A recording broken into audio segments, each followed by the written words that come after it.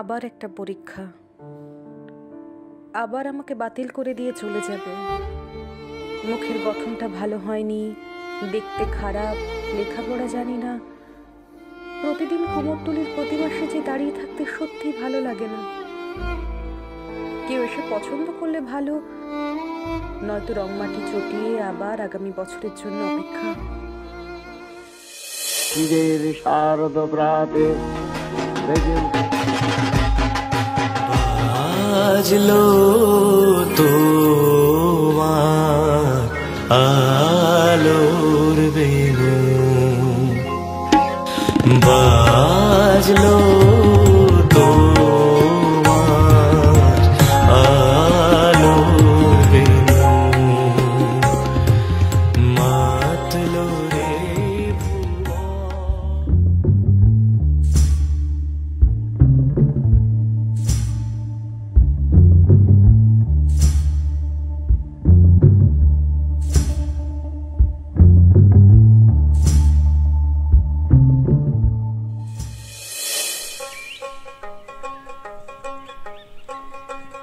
কিরে, পুজো তো চলে এলো, মহালয়া শুনেছিস?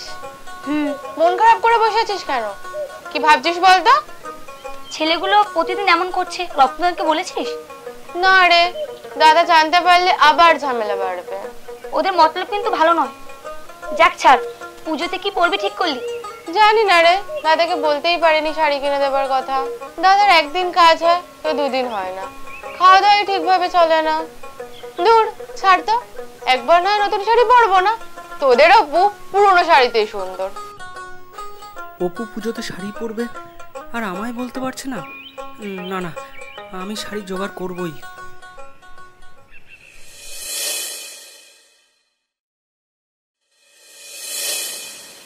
অপু, আজকের তরকারিটা কিন্তু দারুণ হয়েছে। সে আর নতুন কি, এ তো প্রতিদিনই হয়। আচ্ছা অপু, তোর বিয়ে হয়ে গেলে আমার এত সুন্দর সুন্দর রান্না করে কে খাওয়াবে বলতো? তার আগে আমি তোর বিয়ে দিয়ে একটা সুন্দর বৌদি নিয়ে আসবো। মা বাবার অনেক স্বপ্ন ছিল জানিস, তোর একটা সুন্দর বর হবে। এই জানিস, মা একটা তোর জন্য নাক ছবি রেখে গেছে। মা বাবার এই স্বপ্নগুলো আমার পূরণ করতেই হবে। আর মা আমাকেও বলে গেছে তোর দাদার একটা লাল টুকটুকে মেয়ে দেখে বিয়ে দিবি। তোর দাদার সংসার পুরো গুছিয়ে দিয়ে তারপর তুই বিয়ে করবি। পাকা বুড়ি হয়ে গেছিস না? দাদা ছাড়, দাদা দাদা লাগছে, দাদা ছাড়। আচ্ছা ছাড়লাম, বল এবার পুজোয় কি নিবি? তোর কাজকর্মের যে অবস্থা। মা আমার, তোমার এত চিন্তা করতে হবে না। দাদা এটা কথা বলবো? বল। শোন না, বলছি এবার আমাকে পূজা একটা ভালো শাড়ি কিনে দিবি। শাড়ি নিবি? হ্যাঁ। আচ্ছা ঠিক আছে। এইবার না পূজা সবাই ভালো শাড়ি পরে পড়বে। ঠিক আছে তো। সত্যি? সত্যি।